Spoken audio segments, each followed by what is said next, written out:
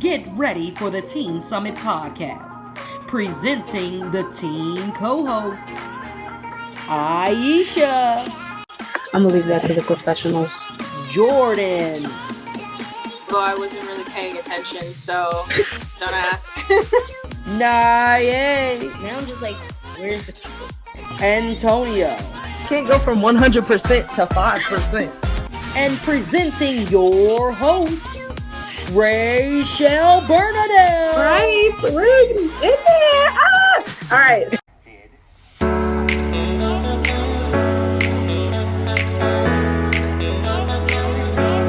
Hello, everyone. Welcome back to the Teen Summit Podcast. Last episode on the Teen Summit Podcast, it was the Grow Up, It's Your Time to Shine, where we talked about mental health awareness for high schoolers, specifically seniors, and college signing day, where we had a heartfelt dedication to our co-host, Jordan.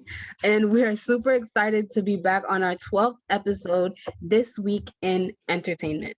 On today's episode, we will be talking about all entertainment from award shows to digital streaming platforms to social media. So stay tuned, and now on to the intro reel. The Laffy presents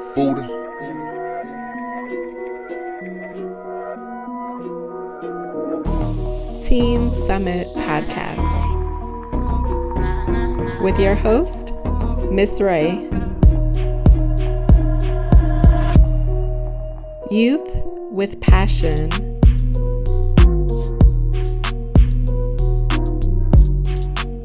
Youth who speak their mind.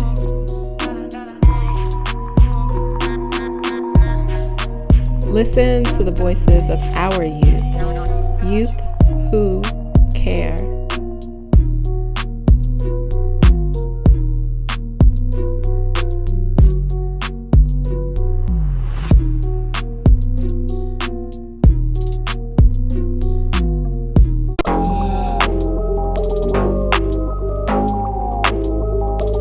Let's get into our first segment. Okay, so the first segment is Netflix canceled shows for TikTok influencers. So some background information. There's this group called the Hype House, and people know them mostly from TikTok. So if you don't know them, I mean, I think they're on YouTube too. So the thing is that now they are getting a reality show, and people feel like it's being like taken over by Netflix because there's so many other shows that just got canceled, and so they feel some type of way. People already don't like the Hype House on TikTok. Some shows include season 8, I believe it's called. And that Since 8, that's what it's called, sorry. And it canceled after 2 seasons. Trinkets also, which got canceled after 2 seasons. The Society after 1 season, and Chilling Adventures after 4 seasons. There's so many other ones. There was a petition that was put out, and what it says is I'm going to read it because to me it was an odd petition. As we know, Netflix has canceled some really good shows, such as season 8 canceled after 2 seasons, The Society canceled after 1 season, Trinkets canceled after 2 seasons, The OA canceled after 2 seasons, Chilling Adventures of Sabrina canceled after 4 seasons, Annie with the E canceled after season 3, and on and so on. There were just a few examples on some really good Netflix shows that were canceled. Netflix then decided to make a reality show for the Hype House. As we asked for this, why are you giving these talentless, boring, unoriginal, privileged people a show? No one wants this. # cancel the Hype House show. Yeah. So Real quick, Naya, before you go on. So for our viewers like myself who didn't know about the Hype House, let me just show you a quick clip of one of their episodes from last February. So turning the Hype House into a trampoline park. So the example of some of the things that they talk about. Oh my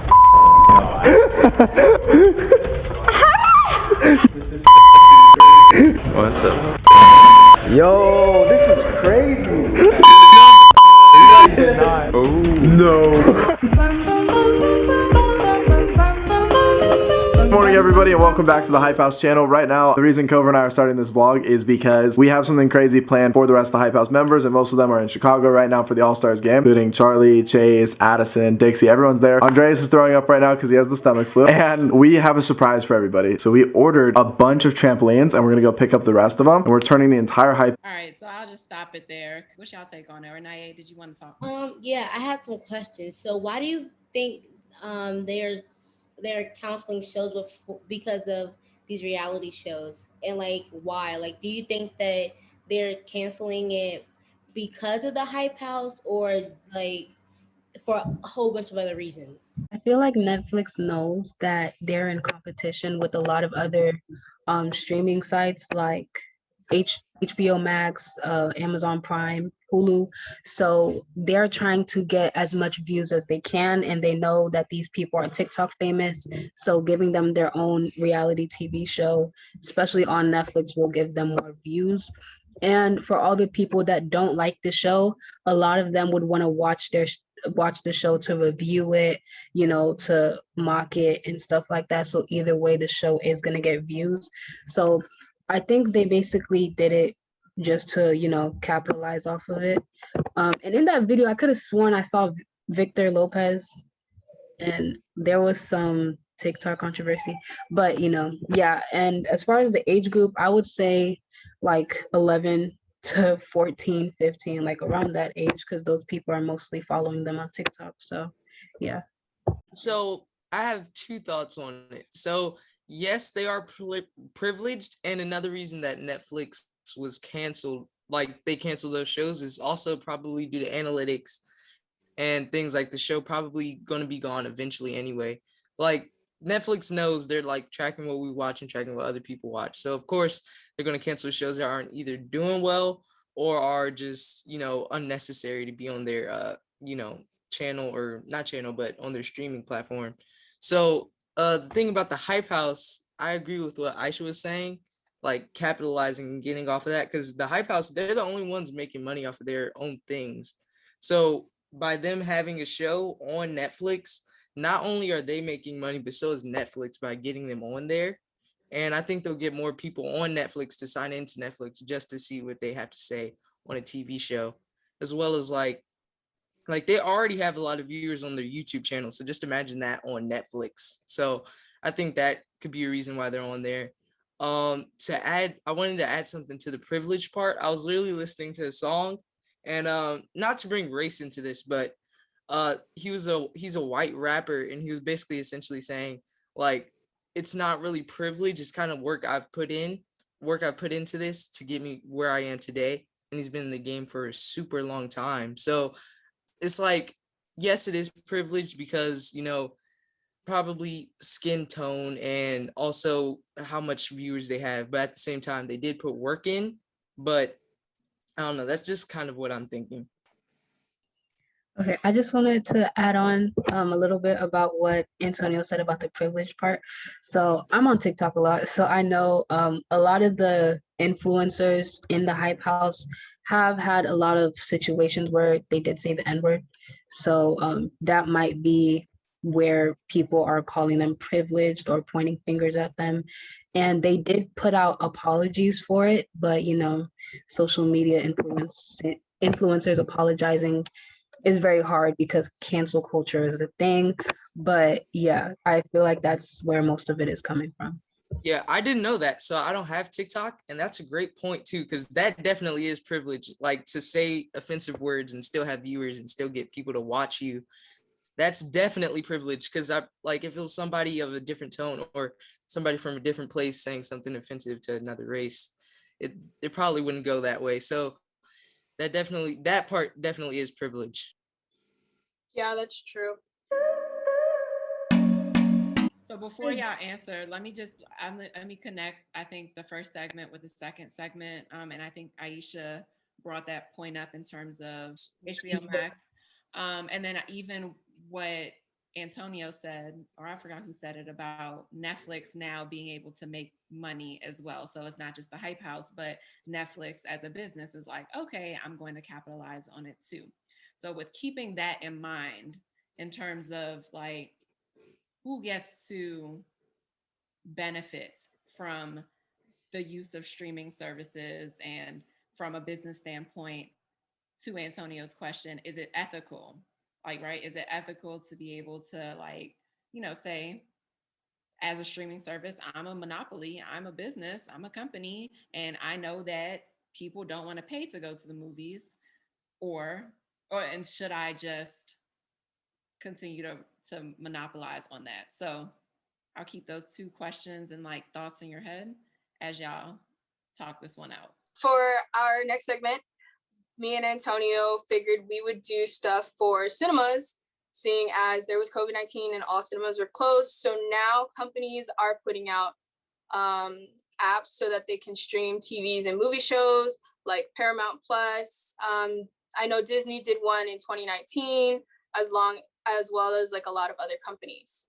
So we're kind of wondering, like, do you all think it's fair for you to probably pay premium access for movies that are released on streaming platforms, but you would almost be paying the same amount of money in the theater? So do you all think that's fair to be doing that in a streaming platform rather than doing it in a cinematic theater? So I do want to add something to what you said, because I do, in some ways it's fair, but I feel like in other scenarios it's not fair, because like there are also like families who make a lot of income or who make a lot of money daily or monthly or however they work. But I feel like the theater was like a place where you pick one thing you want to see and you see it then, there, and that's the moment. But in a streaming platform, you're paying monthly or annually for something that you might just want to see once, and if you don't cancel, you'll have to keep paying that. And that, I don't think that would be good for low income families if they want to enjoy entertainment, but at the same time they still have to work. And I don't know, that could be someone's scenario. I'm just thinking it's fair in some cases, but in other cases I don't know if it's the fairest. I feel like it depends, because if you look at it, like some people like watching movies over and over and over again, hence why they'll get like a streaming service. You can do it at home, make your own food there without having to like sneak stuff in, because I know people do that. And it's like so much easier to just come home, have like a family movie night, put on a show, and then that's it. But it's also like, if you go to the movies, like to a theater, it's also like a great experience to sit in the theater and watch it like opening night. Because I know, like, for all Marvel fans, when Infinity War and Endgame came out, that was amazing to watch it on screen in theaters. Everyone's reactions were great. Like, I keep seeing videos of still today of like everyone reacting to different things that happen. And it's like a different experience when you go to the theater. So I think it just depends on a person's preference, along with like the feeling of going to a cinema and watching things on opening night. Yeah, I agree. And I feel like the streaming platforms are very smart, because they're definitely taking advantage of this pandemic situation that we're in. Going back to what Ms. Ray said about monopolizing, I feel like it kind of correlates to capitalizing. So if you're smart, you would jump on the 7-day free trial. But if you aren't and you want to wait, you would, have to pay every month for that movie.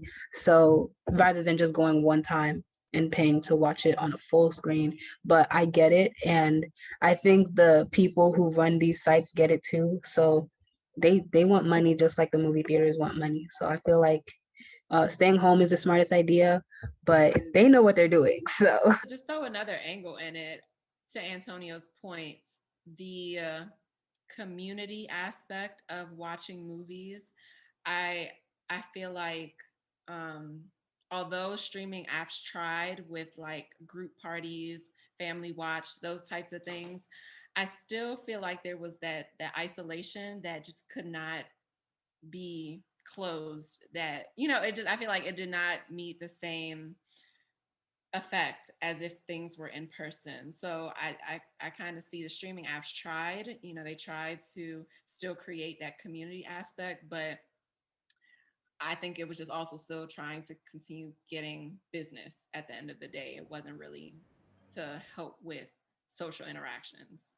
I I agree, Miss Ray. Like the community aspect of a theater versus the privacy of like a streaming platform is definitely, they're polar opposites. They're not the same in any way. Like my first time seeing Endgame, I saw it with family and friends, and it was a great moment, like to be there, not only like watching it on my own, but also watching it with others that I know and like I enjoy speaking with. So it wouldn't be the same like being on a Zoom call and watching it. So I agree. I mean, I feel as though because we're at home, and I think again, I do think they are like taking advantage of like the COVID situation, but at the same time, it was always expensive, even before COVID, and I think if you put two and two together, to be honest, you're when you go to a movie, you pay like a certain amount, but then when you watching it at home, you feel like you should pay less because um you're watching it at home. And but the thing that you have to also think about is that there's so many movies on that one streaming program, and it's kind of like you're paying for all of like different ones, but then at the same time, then you have to think of, well, again, what about those people who don't have that much money and really want to be on these streaming platforms? And I feel like even if they lower the price, that there would still be so many people coming in, and there'll be even more people coming in and using these streaming platforms. So there's already like billions of people who use it, especially like Netflix, Hulu. I don't even know the other ones. There's so many. And Disney Plus, that's a big one. Plus, that's like a lot of kids watch that. So, and then it's like, what about those kids who want to watch it? And then what if those the kids have to pay in their own money? Like, there's certain some families who do like their kids have to pay for their own stuff. So like then they can't watch it because it's so expensive. Yeah, I agree, but we also have to remember that the more people that join these streaming platforms, the higher the prices get. So they're not gonna lower it for nobody. They did that in, I believe, November of 2019 and 2020. I don't think they're gonna do it again. So that's a good point you bring up, Aisha, and that also leads to the next question. Now that like everything is opening back up again, and we're almost close to like we're already at no masks, and we're about to be back and reopened. Do you think movies should still be on streaming platforms if like theaters and stuff are going to be opening back up and things are going to be back to normal? Do you think they should stay on there, or do you think they should go back to theaters? I think it depends, because there are some that are like made by those platforms. Like I know Hulu makes a lot of originals, Netflix does, Disney is Disney, they always make their own stuff. And to have to like, I think those ones should stay on their platforms because it was made by them. But it also like comes to question like who would be able to watch it now that cinemas are back open. Because while like I know people would still watch Netflix even before COVID and they would still go to the theaters later, it's more of like, would you want to watch shows from back then, like that you can't get in a theater, or like other TV shows that are coming out and you can't watch it live, so you go onto the streaming platforms and you wait. So it's kind of hard to really depict. I know some people would probably be like, oh, I want to pick both because they can. So it's tough. It really is. So that even makes me like, so will this possibly change the future of theaters? Like, will theaters have to start having streaming platforms, or will streaming platforms have to partner with theaters in order for them to thrive? So like, if they keep these movies on there, yeah, theaters aren't going to be able to make any money if they don't have any movies to play. So what So what will things look like for theaters now that things are reopening? Woo! That's a very smart like idea. I feel like that's something that theaters, especially like AMC or Magic Johnson, like they should definitely talk and try to like partner up because those were popular movie theaters, especially in my area. So like if they're running out of money, then they're gonna get shut down, and it's just gonna be bad for them. I just wonder what happens to the streaming platforms after those people who only got the streaming platforms because of COVID and because they couldn't go to the movies. What happens to those people who now they're going to movies all the time and they have no time for Netflix or Hulu, or they're going to work every day all day and so they really can't watch it. What happens to those people? And what happens to those people who have subscribed and now that Netflix is now losing some of their subscribers? I don't know. That's a good I think they're question, man. gonna find another something. I don't know. Like I think this whole conversation just shows how supply and demand. Like when there is a demand, there will always be something, somebody. I think this is a great conversation. So let's get into our third segment. Aisha, what do you got to say about the entertainment space?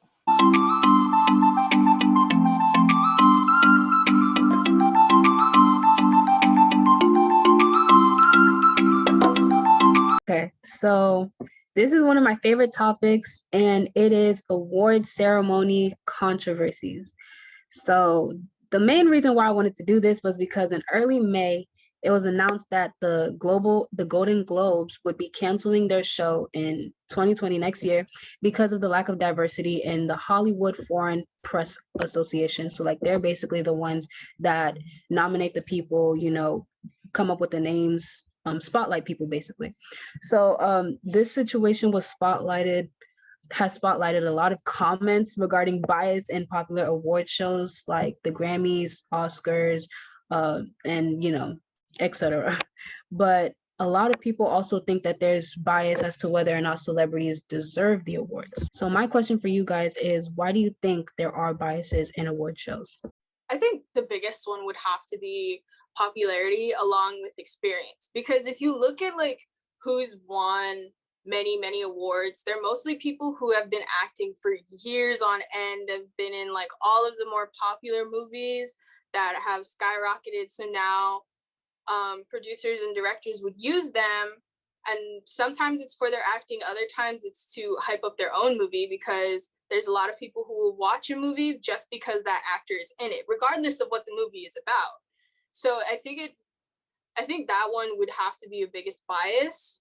But it also comes to like, okay, because I can't remember, how do people vote for the Golden Globes? Is it by popularity vote, so like regular citizens can vote, or is it like by executives? Yeah, I can't remember. Yeah, It's like executives, right? They have their own association. Which also makes it another bias, because a lot of fans would love to like vote for their own person. Like the MTV Awards is all by citizen votes. It's not by executives, which I guess is okay both ways. But then like it also, everything creates a bias. It's all of a matter of like what is more biased than another, I guess would be the right way to word it. So like my thoughts on that, I have two thoughts on that. So if they earned it, then give them the award. Like Jesus basically, like there's a scripture where he's basically like, give to Caesar what is Caesar's. And I kind of feel like it could be like that for awards. Like give to them what is theirs. Like if they earned it, give it to them. But like where it comes to biases, I mean, color also plays a role in that too. Cause like if you get Samuel Jackson and probably a really good movie, but then if you get Joe off the corner and maybe a little bit better movie or maybe a cheesy movie, but he acts well and he's white, I mean, will Joe off the corner get that award, or will Samuel Jackson get that award? So it also like popularity, but also color too. Because I mean, we got to work hard to get where we are. We had to work hard to get where we are today, but we also have to keep working hard to get higher than where we are today. So like, yeah, that's kind of what my thoughts are on the bias part.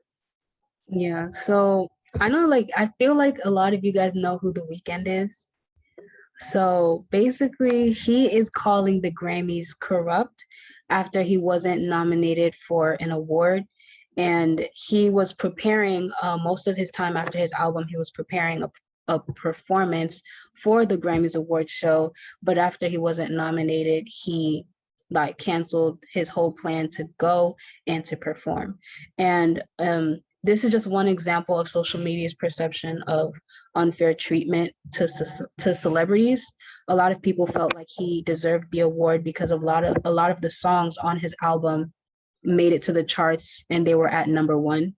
So my second question is, do you think award shows give enough credit to celebrities? I mean, I just want to say, like, for the Weeknd's case, I mean, the thing is, it with him is kind of like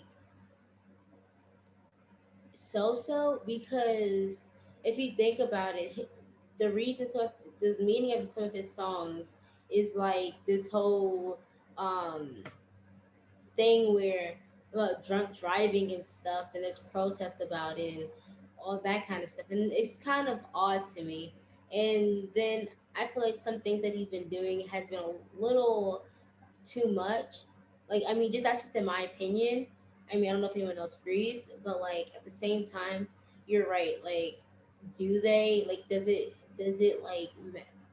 Does the artist have to like be a certain way, look a certain way, or like does their performance um like depend? Does it depend on their performance?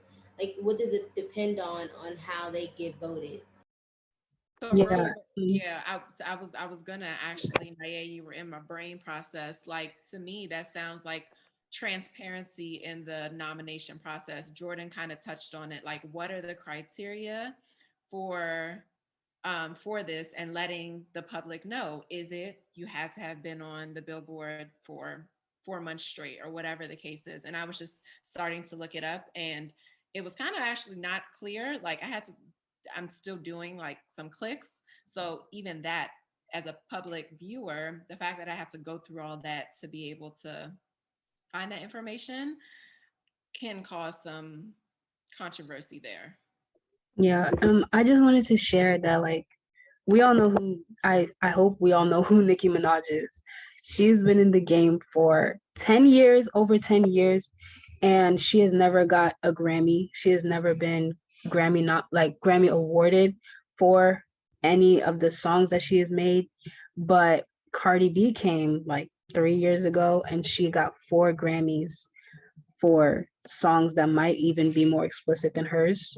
So I just want to highlight that. Like, do you think that is right or See, that's kind of suspicious. And I know this is off topic, but I know for like the Oscars, which I guess would be award shows, that Leonardo DiCaprio, which we all know from various different movies, only won like a couple of Oscars after being nominated almost every single year. And it kind of like goes to show, and you like question, why hasn't he won some? Because he is a great actor. He should have won some awards some years and he didn't. And it kind of just seems it seems extremely biased and extremely suspicious that some people who should be getting awards are not getting awards, even though they're like been there for the long run, like how Aisha said.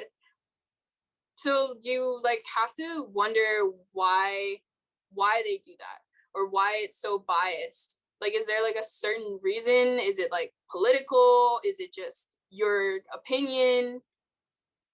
Like, what is it that older artists or older actors can't get the recognition that they deserve with the awards that they should be getting? It's like Nicki Minaj is like really, really a good artist. I mean, that's all I can say. Like, she's a really good artist, and like for her not to get recognized, I'm like I didn't even really know that she didn't get any. Like, that's crazy. She's like, how does Cardi B, who is like very explicit, very like inappropriate, get so much recognition? And um Nicki Minaj has been out for a long time. I mean, she's not as explicit as her, but she is.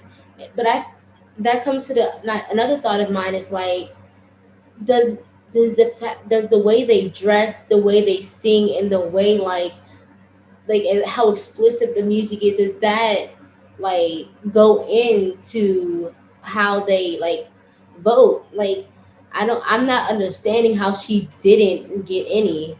Just saying, I wanted to add on to what Nae said, and I also want to add on to what Jordan said. Like, Nae, I think it does have to do with like how much inappropriate content is inside of their music. Because I feel like, sadly, we are in a day or like in a time where more inappropriate things kind of get more views or probably more watches or more listens than things that are more clean. So, I mean, I think it would have to go into that because that's kind of how society nowadays seems to be. But onto what Jordan said about like people not getting recognition, I did want to like turn it in the opposite way of like people who are up and coming and they deserve it, but then there are also people who've been in it for a while and might not deserve it as much.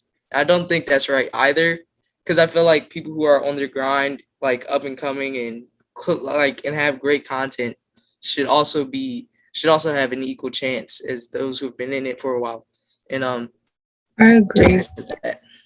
I agree. And there's another artist, her name is Her, and she's been like on the music path since she was a child on Maury. I saw that episode. But she won an Academy Award, and a lot of people were saying that her winning was biased or it wasn't deserved because her father is a part of the association or the group that nominates people for Academy Awards, and they feel as though that is the reason why she won.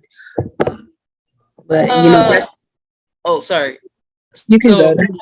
yeah, okay. I'm gonna just say this. Like, I think it's just as fair as somebody else getting voted on, whether he's on there or not. Because who's to say if they like him on the board, or who's to say if he persuaded anybody in that way? Like, nobody knows unless they were there.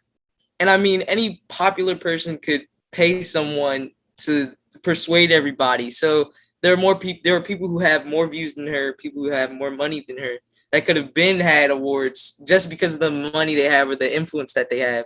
So I mean, I'm not going to say that that was biased in that case. That's my opinion on that part. Yeah.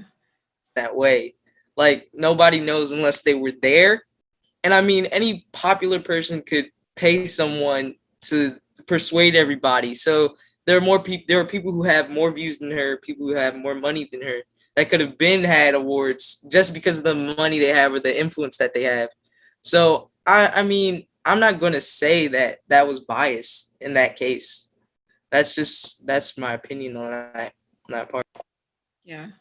So good. So juicy. I had another thought, and back to the Nicki Cardi conversation, and what the role of feminism is in that, because I'll take the opposite perspective. Let's just say that. Let's go to when Meg Thee Stallion was performing on, I forgot what awards show, and she was performing WAP.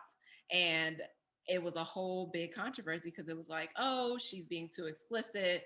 But is that just her?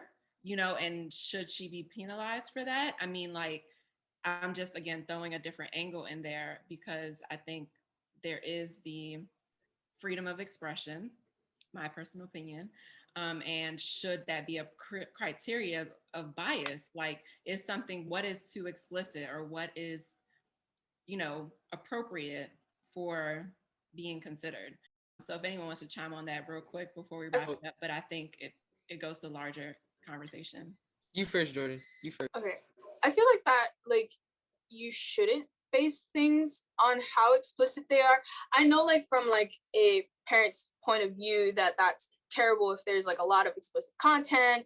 There's a lot, but if somebody keeps making content like that and other people love it, then that's kind of rude to penalize them for something that they love doing.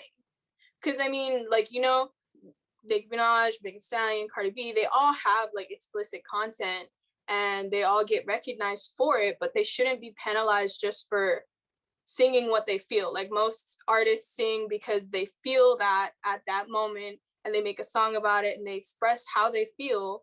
So why would you, like, that just doesn't make sense to me. That's kind of rude, I would say, in a way, to like penalize them just because of what they say, especially if it's like the whole freedom of expression, freedom of speech. Good point. Any last final comments on anything that we talked about today?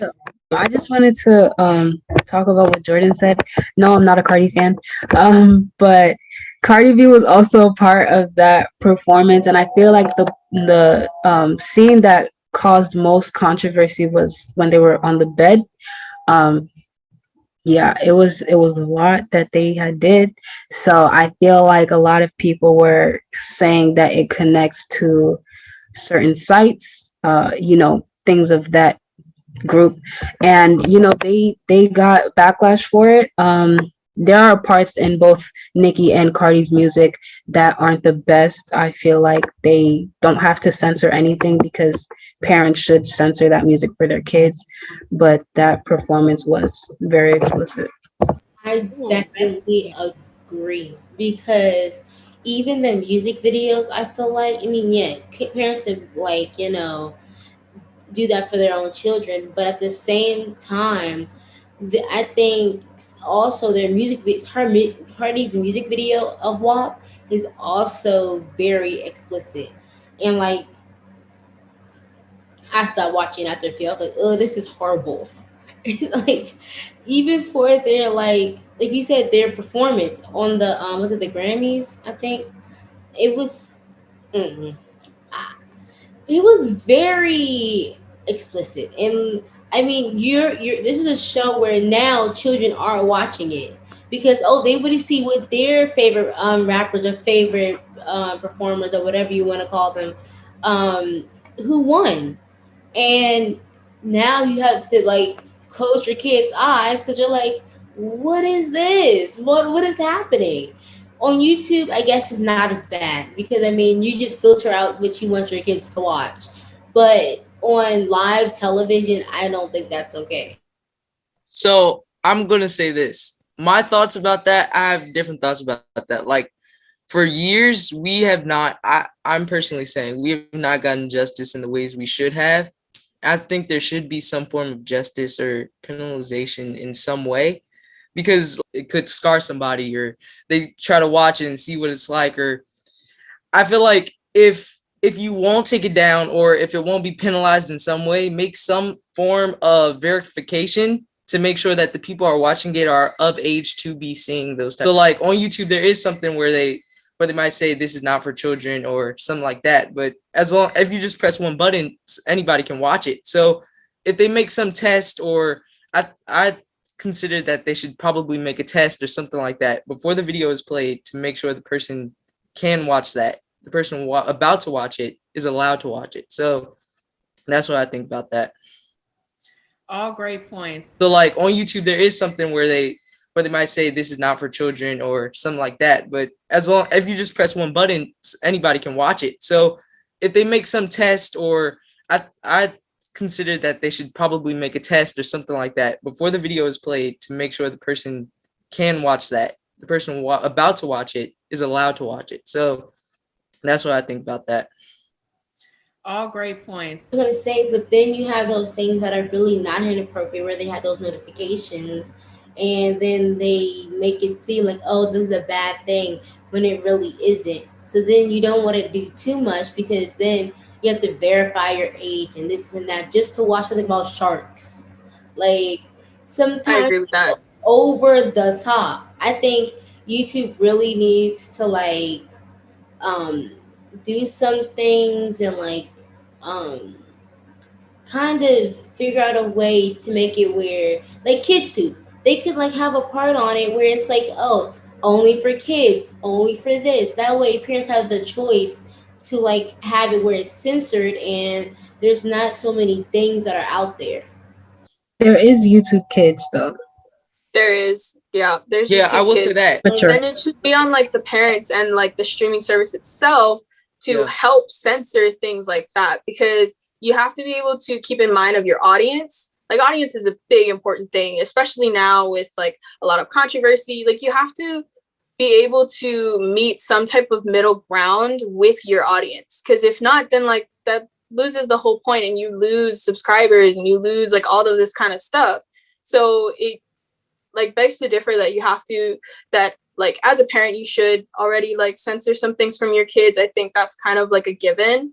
But I also think that streaming platforms should find a way to censor things without censoring too much.